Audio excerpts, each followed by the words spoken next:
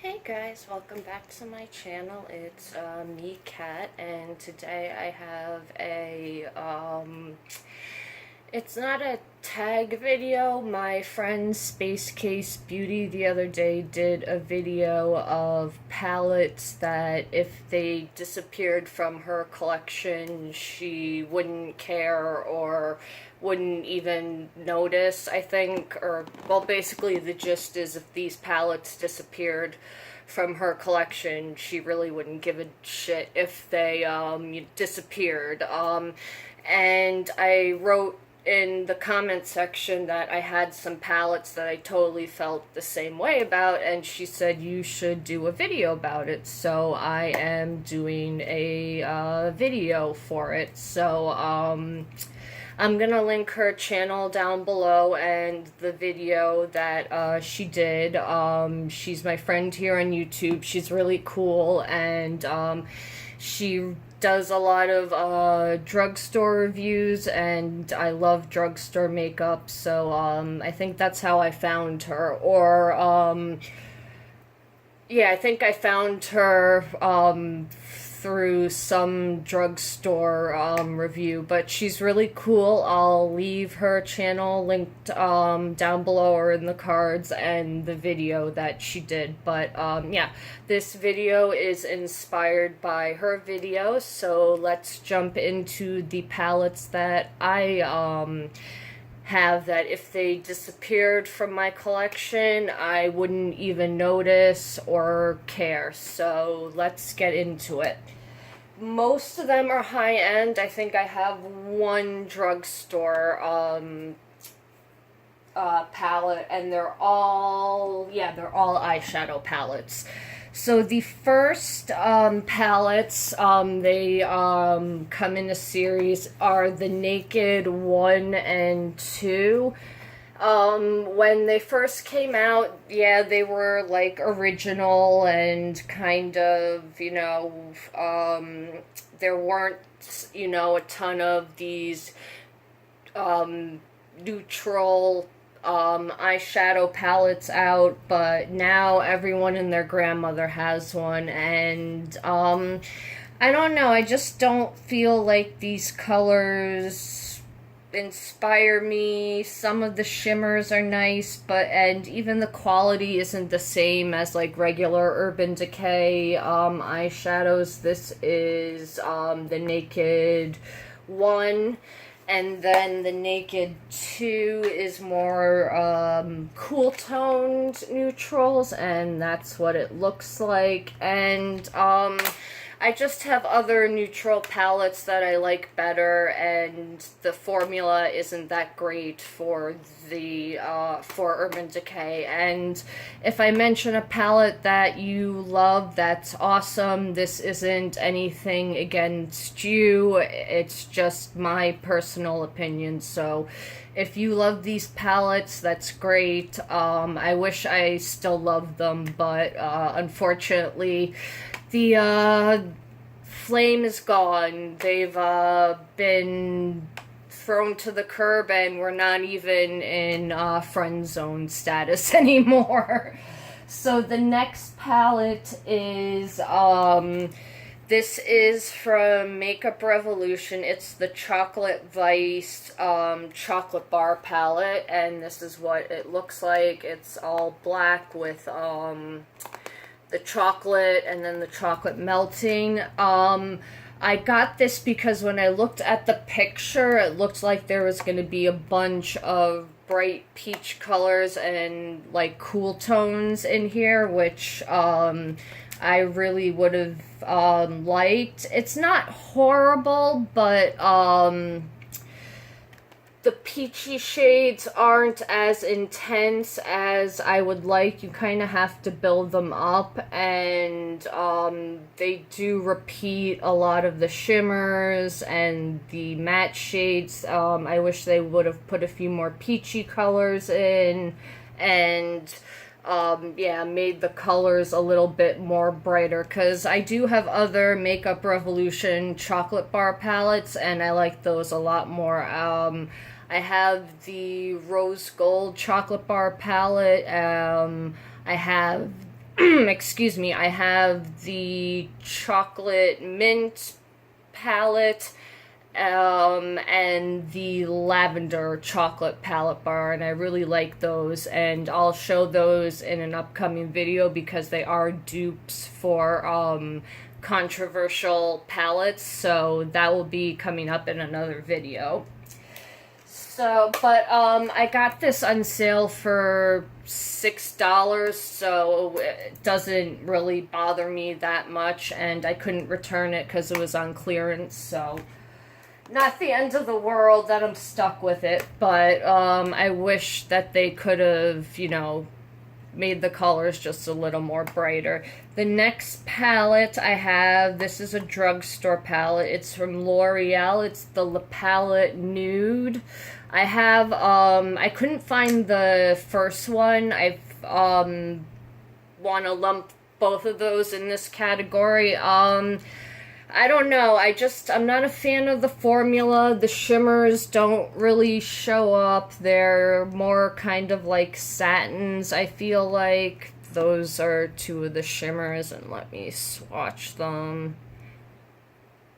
Like, see, they're not very shimmery.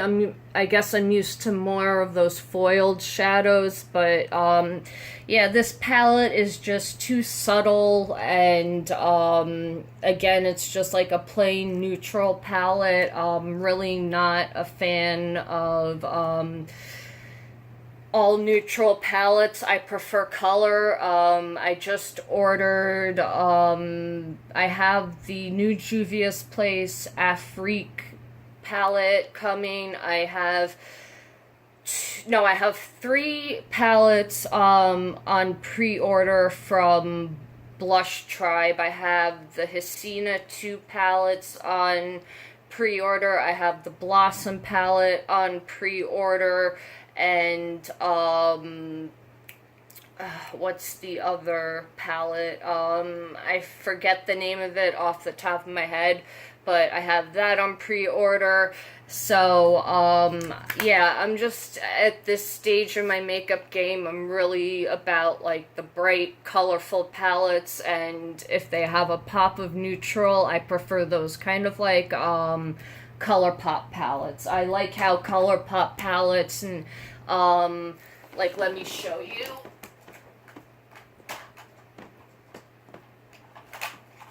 Like, this is the Soul palette. This is part of the summer collection, and I like how they did a mix of, like, these bright orange and red colors, and then threw in, you know, a few neutral pops. If it was me, I would have taken 2 of these browns out and added some more, like a yellow and like a matte red.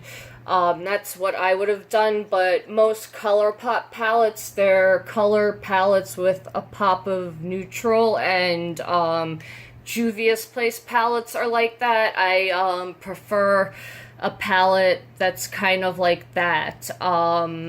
I did just buy the Warrior palette from Juvia's Place, and that's kind of my new neutral palette. So I really don't need a lot of neutral palettes because I have that Warrior palette, and the pans are huge, and that palette will last a really long time. And the shadows are so pigmented, it takes forever to hit pan on them. Okay, so the next palette I want to talk about, it's from Violet Voss, and this is the Holy Grail palette, and, excuse me, again, not a bad palette, but, if you notice with a lot of their palettes that are set up like this, the bottom row is always the row of colors, and then they do like the top row is kind of like transition colors, then they do a row of like browns, and then a row of goldy brown colors, and then this bottom row is like reddish tone colors. What I really hate that a lot of companies are doing is they're turning the saturation up on pictures when you see them online.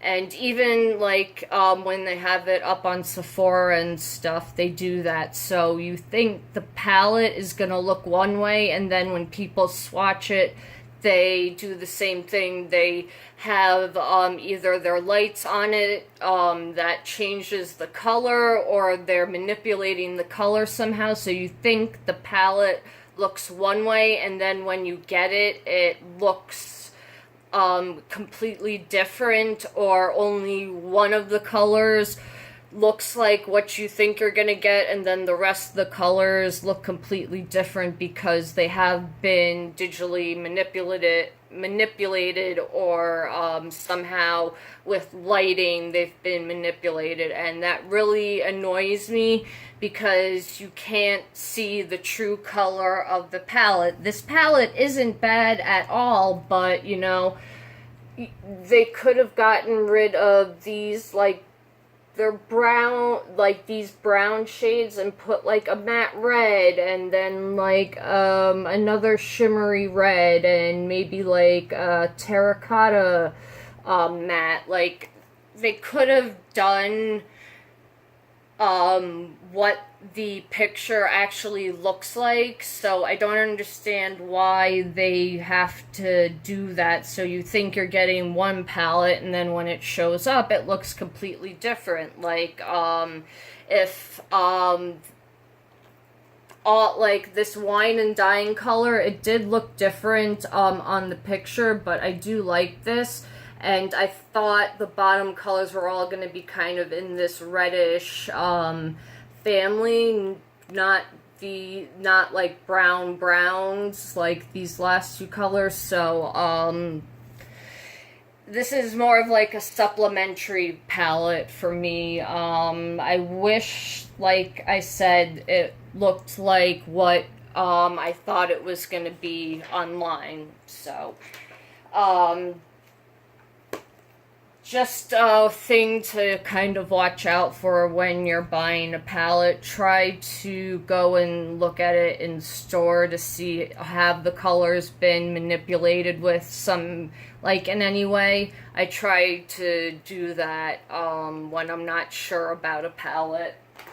Okay, the next palette I have is from Urban Decay. It's the Naked Basics palette. It's, again, it's not a bad palette. I just don't use neutral colors a ton, and I thought, again, the color was manipulated on the bottom, so I thought this was a much more redder toned matte color, and I thought these were a little more different, so I thought the color scheme was different than what I was getting. And yeah, it's, you know, it's a good basic palette to throw in with the color palettes I like, but yeah, it's nothing special. It doesn't, you know, excite me, so kind of, I got it on sale, so it doesn't bother me as much. I got it for more than 50% off. I got it during Black Friday, so it doesn't bother me too much. Because some of these high-end palettes, they're expensive. They are expensive. The next palette is, I swear I'm not picking on Urban Decay, just some of these palettes aren't, you know, as good as Urban Decay can be. This is the Troublemaker palette. I got this on sale also, and it's alright. I have all these colors, and I don't know, I just don't reach for it for some reason.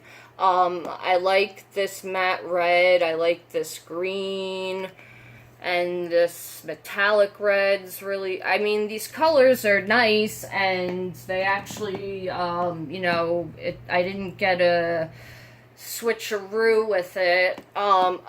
the mattes are a little sandy, but the shimmers are nice. The mattes, that's what I remember. The mattes are a little hard to blend out. And it's a palette that, like, if I want to use the shimmers and just slap those on and go out the door, you can. The mattes take a little work, and I think that's why I haven't been using it after swatching it again and feeling the red is kind of sandy, textury feeling, but it's not a bad palette. It's just something I don't really reach for. And then the last palette I have is the Tarte-Tartiest Pro palette from Tarte, and this is what it looks like. I don't like that they said these were duochromes, and the only one that's a duochrome is, or a kind of duochrome, is this green one. And then the mattes, again, they're nothing special. I have mattes like these, and sometimes these can get a little muddy when you're blending them, so you have to be careful when you're blending them. But the shimmers, they are nice, but they're really not duochromes. Maybe one or two of them is, but they're not. They advertise them as duochromes. They're not. That's what the shimmers look like, and let me swatch them. Like, the green one is the only one that's closest to a duochrome, and even that one's not really a duochrome. These are foiled shadows, and they're pretty, but they're not duochrome, so that bothered me that Tarte said that these were duochromes, and they're not. And the neutrals, again, I wish they kind of put some colors in there with all the shadows that they have in there. They could have put some fun matte colors in there. But yeah, it's not a bad palette. Again, it's just, you know, not my style right now anymore. When I used to work, like, you know, have to get up and go to an actual corporate job, a 9-to-5 job, I did, you know, have to wear more of those neutral shades. I don't have to wear that type of makeup now with the job I have. I have a little bit more freedom to wear makeup that's a little bit more colorful, or if I don't want to, I don't have to wear makeup. It's all up to me and my mood. So, yeah, thank you for Space Case for giving me the idea for this video. I'll link her video down below, and, yeah, I will have another video for you guys tomorrow. Dyeing my hair. I'm getting my hair dyed tomorrow, so you won't have to look at these horrible blonde roots anymore. It'll be back to that, really cool bluish teal color again, and hopefully it doesn't wash out as fast this, or fade as fast this time. But thank you for watching, and I will see you guys in the next video. And if you guys want to do this video, go ahead and tag me and let me know you did the video. I would love to see it. Or let me know in the comments below what makeup that you own, that if it disappeared or somehow, you know, walked away and you never saw it again, you would not care or bat an eyelash. So yeah, let me know down below. And yeah, have a good night, and I will see you in the next one. Night, YouTube.